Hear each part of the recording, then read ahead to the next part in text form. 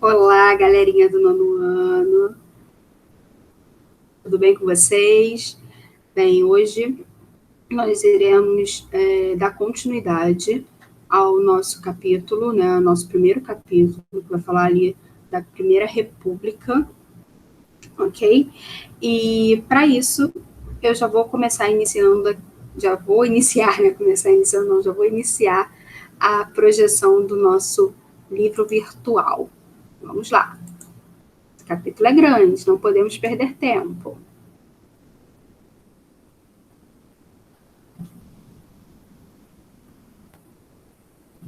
Já iniciar a projeção.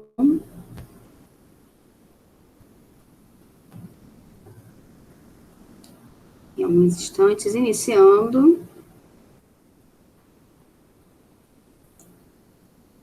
Agora sim.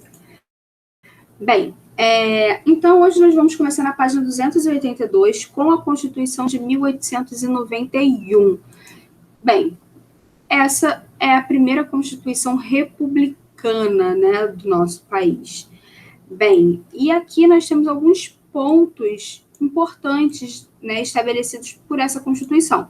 Como, por exemplo, o fim do poder moderador, né? Não fazia mais sentido existir poder moderador, uma vez que o poder moderador pertencia à Constituição do Império e dava, né, ao imperador livres poderes para interferir nos outros três poderes. Os outros três poderes vão ser mantidos, né? O executivo, o legislativo e o judiciário se mantém. O que sai é o moderador. Bem, cada presidente poderia governar por 4 anos e não tinha direito à reeleição, tá? As antigas províncias passam a ser denominadas estados, né? E vão receber ali uma certa autonomia em relação ao governo federal. O governo central, né, no caso, tá aqui. O país ele vai deixar de ter uma religião oficial do Estado e vai se tornar laico. Pessoal, o que é um Estado laico? É um Estado que tem a religião separada dos assuntos de governo, tá? Ou seja, ninguém pode ser barrado numa escola pública por ser de uma religião A ou B, num hospital público por ser de uma religião A ou B, ou seja, tudo aquilo que é público tem que estar separado do que é religioso. Bem, as eleições seriam diretas e com voto aberto, tá? Esse voto aberto aqui vai influenciar muito no nosso próximo assunto.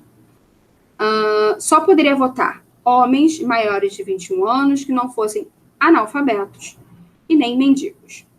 As mulheres não foram citadas no documento porque não tinham direito a voto, nem possibilidade de se candidatarem a cargos públicos. As mulheres só vão ter direito a voto, pessoal, a partir, né, da Constituição de 1932. Ok? Bem, lembra que eu falei do voto aberto, pessoal? Né? O voto não era secreto. Isso vai influenciar muito, na verdade, isso vai ser um ponto-chave para a política dos governadores.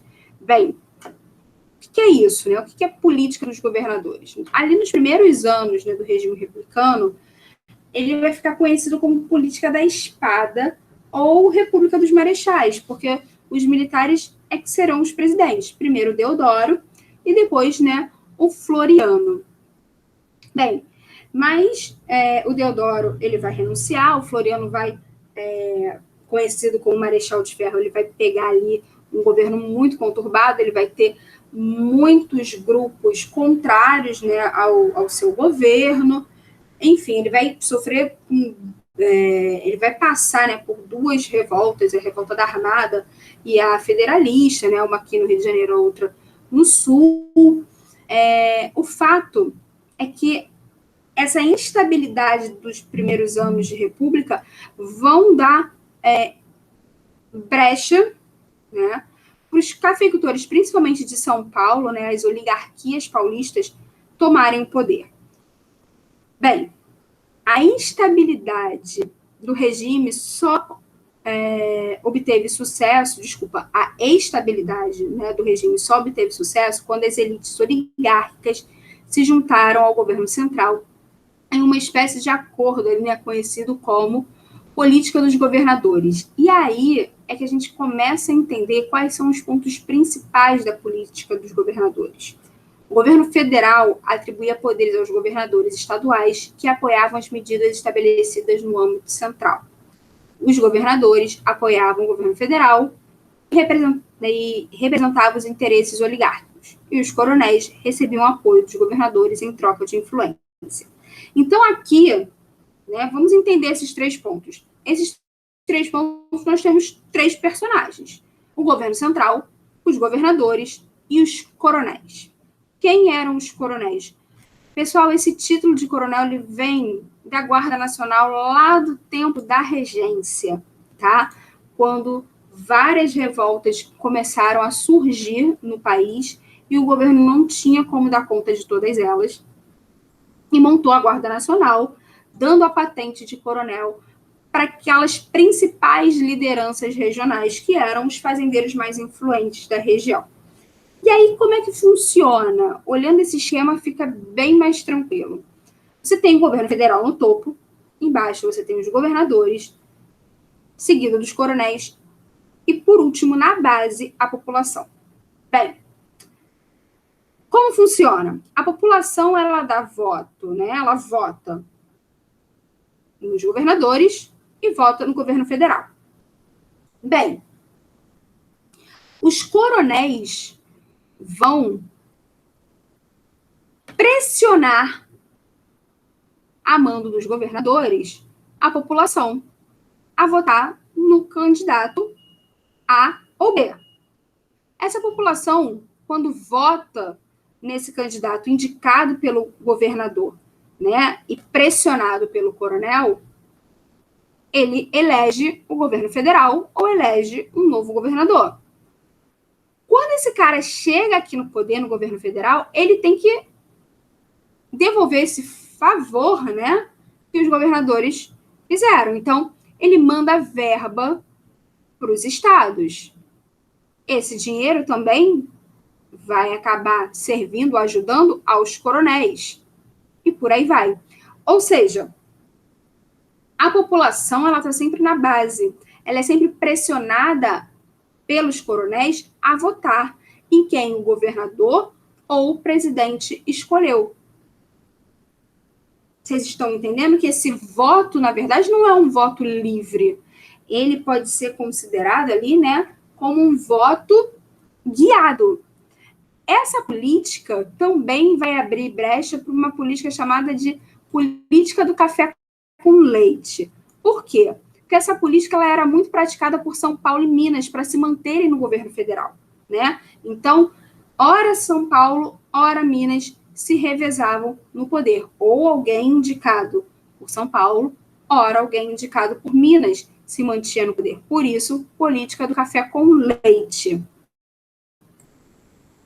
Bem, vamos lá. Coronelismo e clientelismo. Como eu disse para vocês, a base dessa política dos governadores, né, eram os coronéis, que, na verdade, tinham ali uma rede de clientela, né, um seu curral eleitoral, pessoas que eram pressionadas por esses coronéis a votarem em quem o governador ou o presidente mandasse. Lembra que eu falei para vocês que o voto era aberto? Isso fazia com que os coronéis soubessem direitinho quem votou em quem. E aí, né, as consequências surgiam, dependendo do voto. Como eu falei aqui para vocês, na página 284, está explicando, né, a origem do termo coronel, né, que vem lá da Guarda Nacional. E o principal método, né, de votação era o voto de cabresto, né? Cabresto é exatamente essa cordinha aqui que puxa, né, o cavalo, o burrinho, enfim. Essa charge é interessantíssima, porque você tem o político, né, levando o eleitor para votar, mas ele está levando pelo cabresto, ou seja, é ele que decide para que lado vai o voto desse eleitor, né? Na atualidade, as eleições são secretas, o que dificulta, né, o voto de cabresto, mas ele, infelizmente, ainda existe, né? As pessoas que trocam seu voto por uma cesta básica, por uma rua asfaltada, enfim. Agora, pessoal, nas páginas 286 e 287, nós temos exercícios, tá? Eu gostaria muito que vocês pausassem esse vídeo, tá? Fizessem as atividades e, em seguida, retornassem para a correção. Então, vamos lá. 1, 2, 3, pausando. Ok, galerinha? Vocês pausaram o vídeo, vocês fizeram a atividade e agora vocês estão retornando para o nosso momento de correção. Beleza? Então, vamos a ele. Na número 1, tem um texto aqui que vocês, obviamente, leram, né? Para poder responder letra A, B e C. Letra A. De acordo com o texto, quais setores da população ficaram sem o direito de participação da política? Bem, os setores que foram impedidos, né, de participar foram os pobres, os mendigos, as mulheres e os menores de idade, tá? Também ficaram de fora os praças, né, que são as patentes mais baixas das Forças Armadas, e os membros das ordens religiosas. Tá? Os clérigos não podiam votar. Letra B. Quais mudanças propostas pela Constituição o autor do texto considera inspiração democratizante? Bem, a eliminação do poder moderador, sem dúvida, né, pessoal? A questão também do Senado não ser mais vitalício, né, do Conselho de Estado ser extinguido e a introdução do federalismo. C. Qual é o posicionamento do autor do texto em relação à Constituição de 1891? Para ele, quais setores da sociedade foram favorecidos pelas medidas adotadas? Então, no texto, né, o autor vai afirmar que mesmo com algumas medidas de caráter ali democratizante, a Constituição não vai conseguir favorecer o povo. O povo, na verdade, está fora, né? Já que não instituiu um significativo aumento da cidadania política, ou seja, podem votar homens acima de 21 anos alfabetizados. Ponto, né? Uma parcela gigantesca da população está fora, né?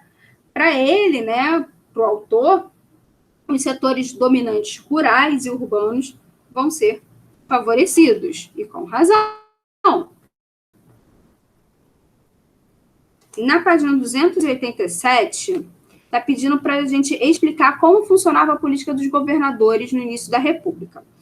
Bem, gente, de uma forma bem resumida, a política dos governadores é um sistema em que o presidente, né, apoia os governadores, que vão fortalecer, né, ali vão pedir apoio aos coronéis. Esses coronéis, por sua vez, vão manipular, né, principalmente com o uso da violência, a população, para votarem nos candidatos, né, que fizeram lá o acordo com ele, para que sempre eles estejam no poder. O que significa, né, pessoal, a expressão voto de cabresto? Está pedindo aqui para a gente explicar. Voto de cabresto é aquele voto manipulado, né? Aquele voto que, na verdade, ele não é espontâneo, ele é um voto porque alguém vendeu o seu voto, porque alguém está sendo ameaçado a votar numa determinada pessoa, e por aí vai. 4. Lê a manchete a seguir e responda as questões. Nas comunidades do Rio, voto de cabresto em pleno século XXI. Gente, qual é o tema abordado na manchete? A prática do voto de cabresto, tá? Na atualidade. E aí, a letra B é para a gente debater, no caso, é para a gente refletir, né, pessoal? De que maneira pode ocorrer essa prática na atualidade? Eu já cheguei aqui a comentar, né? Pessoas que vendem o seu voto por uma cesta básica, ou por uma rua asfaltada, ou por emprego. Isso é uma forma de você estar tendo seu voto manipulado por alguém, tá?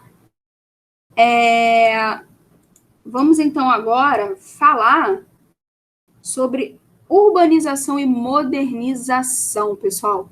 Lembrando que o Rio de Janeiro é a capital, né, do país, e lá na bandeira está escrito ordem e progresso, né, pessoal? Então, a cidade do Rio de Janeiro, ela tem que demonstrar, no mínimo, esse lema, ordem e progresso. E não era nada dessa imagem que a cidade do Rio de Janeiro transmitia. A imagem do Rio de Janeiro era de desordem, muito pelo contrário, né? Progresso, ordem e progresso passava longe pela cidade do Rio de Janeiro. Sendo assim, era preciso civilizar e modernizar as paisagens urbanas, principalmente as da capital, né? Então, é nesse momento em que algumas medidas urbanísticas, algumas reformas urbanas vão começar a serem feitas. Mudanças, então, aqui no cotidiano, né? Nessa época, os primeiros automóveis vão surgir, tá? A ideia de que se portar, se vestir como os europeus é sinônimo de civilização, né? A eletricidade também está chegando. Então, algumas modernidades, né, vão ser introduzidas aqui no nosso país, principalmente, né, nas grandes cidades, né, como a capital. E aí, agora nós vamos falar exatamente da capital, né, dessas mudanças. Bem, o Brasil tem que ter uma capital moderna, tem que ter uma capital que seja coerente com o lema nacional, né, ordem e progresso. Não existe progresso no meio da desordem. E, para isso, o Rio de Janeiro vai passar por uma grande reforma urbanística, liderada lá, né, pelo Pereira Passos. E é nesse momento em que nós vamos destacar aqui alguns pontos, né, desse projeto de civilização. O Porto passou por reforma e modernização de equipamentos. A maior parte dos quiosques comerciais de rua foi demolida.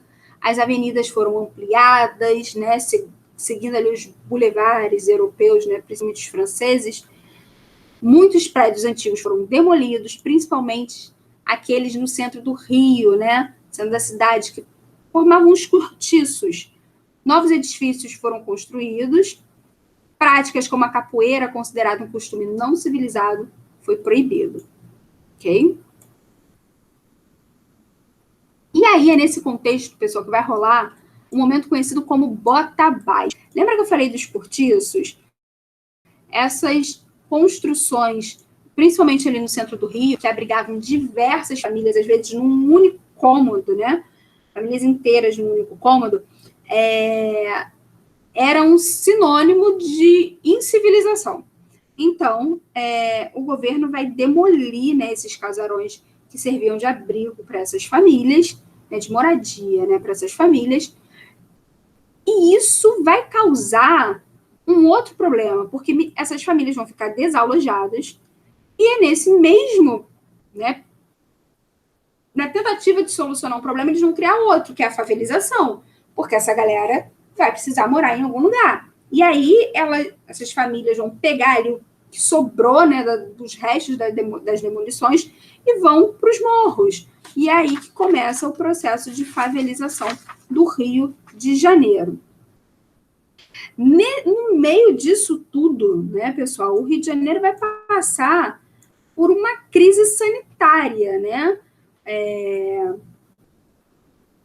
Uma pandemia, né, de varíola, vai assolar a cidade, né, mas não só a varíola, mas também outras doenças transmitidas por rato, mosquito, enfim. E é nesse contexto que o sanitarista Oswaldo Cruz vai sugerir a vacinação em massa da população. E ele estava corretíssimo. O problema é que se hoje, né, em pleno século XXI, tem gente aí questionando a vacina, imagina lá no início do século XX, né, galera? A falta de informação traz o medo. O medo se transforma em pânico. O pânico que já está junto com uma população revoltada de ter sido jogada na rua, né, jogada à própria sorte com o bota abaixo, vai fazer com que a população entre na chamada revolta da vacina, tá? Que é exatamente essa manifestação popular, não só contra a vacina, né? A revolta leva o nome revolta da vacina, mas ela é um acúmulo, né, de problemas que estavam acontecendo na cidade do Rio de Janeiro, desde o bota abaixo. Ok? Bem, pessoal, agora nós temos aqui nas páginas 294 e 295 e também 296 são 3 páginas para a gente finalizar esse conteúdo da aula de hoje. Então, eu gostaria novamente que vocês pausassem esse vídeo, ok? Fizessem as atividades e, em seguida, retornassem para a correção. Então, vamos lá. 1, 2, 3, pausando. Ok, galerinha? Vocês pausaram o vídeo, vocês fizeram a atividade e agora vocês estão retornando para a correção. Fechado? Vamos a ela. Na número 1, tem aqui um fragmento de texto, né? E vamos às perguntas. Qual é o assunto tratado no texto? Bem, o texto vai tratar, né, como vocês leram no momento que o vídeo estava pausado, das reformas urbanas ocorridas na cidade do Rio de Janeiro, ali no início do século XX. Tá? Letra B é de marcar. Vamos lá. Assinale o termo que completa corretamente a lacuna do texto, depois preencha a lacuna com o termo que você escolheu. Então, o texto ele tem uma lacuna, ó, lá em cima, ó. As obras de saneamento e embelezamento da cidade ou, bota abaixo, é o termo que completa, ok? C, de acordo com o texto, de que maneira as favelas passaram a fazer parte do cenário urbano do Rio de Janeiro, porque elas representavam um contraponto à modernização. Bem, elas passaram a fazer parte, né, da paisagem ali do Rio de Janeiro, porque o projeto, né, de urbanização do Rio não teve nenhum planejamento, ele simplesmente demoliu, né, os cortiços e ignorou que dentro daqueles cortiços viviam pessoas. Essas pessoas precisavam morar em algum lugar. E, obviamente, elas encontraram uma solução para esse problema. Só que a solução encontrada para resolver imediatamente esse problema gerou, a longo prazo, outro grande problema, que é a favelização, né? Que é totalmente contra a ideia de modernização, porque a favela, né, no caso, as comunidades, hoje em dia é o termo mais correto, elas se configuram exatamente pela falta de estrutura, pela falta de saneamento básico, pela falta de acesso a lazer, à cultura, à educação, ok? Então, isso obviamente é contra a ideia de progresso, é contra a ideia de modernidade. Tudo bem? Então, a falta de planejamento na tentativa de modernizar causou, né, um atraso enorme. A ideia era avançar, mas não deu certo. Bem, número 2 aqui, ó. Descreva as principais medidas implantadas pelo prefeito Pereira Passos na reforma da cidade do Rio de Janeiro e argumente sobre as consequências do bota abaixo para a população que vivia nos cortiços. Bem, essa segunda parte acho que nós acabamos de falar também sobre ela, né? As consequências do bota abaixo e para as populações que viviam nos cortiços foi exatamente o processo de favelização, né? E descrever as principais medidas era exatamente a demolição dos cortiços, o alargamento das ruas, né, a transformação da cidade no modelo europeu.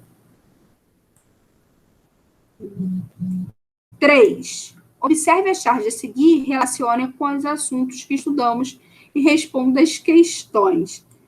Bem, então temos aqui a charge, né? Letra A. Como as pessoas foram representadas na imagem? Está pedindo para a gente descrever. Bem, as pessoas elas foram representadas sangrando, né? Por um espeto, né? Por causa de um espeto que representa a vacina, né? Que está ali atravessando o braço de todo mundo. Letra B. Qual é o contexto histórico abordado na charge? Obviamente, é a revolta da vacina lá no início do século XX. Bem, galerinha, vamos então para a nossa última página aqui de atividades do livro no dia de hoje, tá? Próximo encontro, iremos dar continuidade ao capítulo. E ainda tem perguntinha aqui sobre a charge. O que o artista quis mostrar com essa charge? Bem, ele vai buscar, obviamente, evidenciar a violência que marcou o processo da vacinação obrigatória. As pessoas eram quase que laçadas e obrigadas a tomarem a vacina, né? Porque a falta de informação gera medo. A maioria da população foi contrária à vacinação obrigatória. Por que isso ocorreu? Gente, pela falta de informação. Vacina era algo novo naquela época. A ideia, né, de você injetar no organismo da pessoa uma doença que ela não tem, isso para uma população analfabeta, sem nenhum contato com os avanços científicos, isso era terrível, né? Como eu disse, a desinformação, a ignorância gera medo. 4. Observe a fotografia a seguir e responda às questões. Analisamos aqui, então, a fotografia. Descreva a fotografia acima. Bem, a fotografia é de uma avenida, né, larga, né, uma rua bastante movimentada, né? Enfim, cada um vai descrever ali o ponto que achou mais pertinente. Alguns elementos que aparecem na imagem foram implantados no início do século XX, durante o contexto das reformas urbanas. Qual era a intenção do governo em realizar essas reformas? Gente, a intenção era de modernizar, era de transmitir a ideia de progresso, ok? A ideia de higiene, saneamento, né, de modernidade. Bem, galerinha, então agora, né, encerramos essa parte da nossa aula, porque a segunda parte é referente à correção da folhinha, né? E aqui está pedindo para a gente explicar logo de cara, né, o significado do termo Constituição. E essa resposta, gente, está bem clara lá na página... vamos ver qual é a página... Na página 282. Diz assim, né? Está até numa parte amarelinha em destaque. Constituição é o conjunto de leis de um país que trata sobre os principais direitos e deveres do cidadão, né, dos cidadãos, e as obrigações do governo. Então, ali é o local onde você tem os direitos e os deveres, tanto do governo quanto dos cidadãos. Bem, e aí, com base na Constituição de 1891, está pedindo para a gente responder as questões 2 e 3. A manutenção da divisão em 3 poderes, executivo, legislativo e judiciário. Bem, pessoal, a manutenção desses 3 poderes e a eliminação do poder moderador mostra exatamente a ideia, né, republicana. É uma ideia iluminista, republicana, onde cada poder iria ser autônomo e se autorregular. Estado laico é aquela ideia de que religião e assuntos políticos não se misturam. Ok, galerinha? Bem, vamos agora, então, aqui voltar para a nossa sala.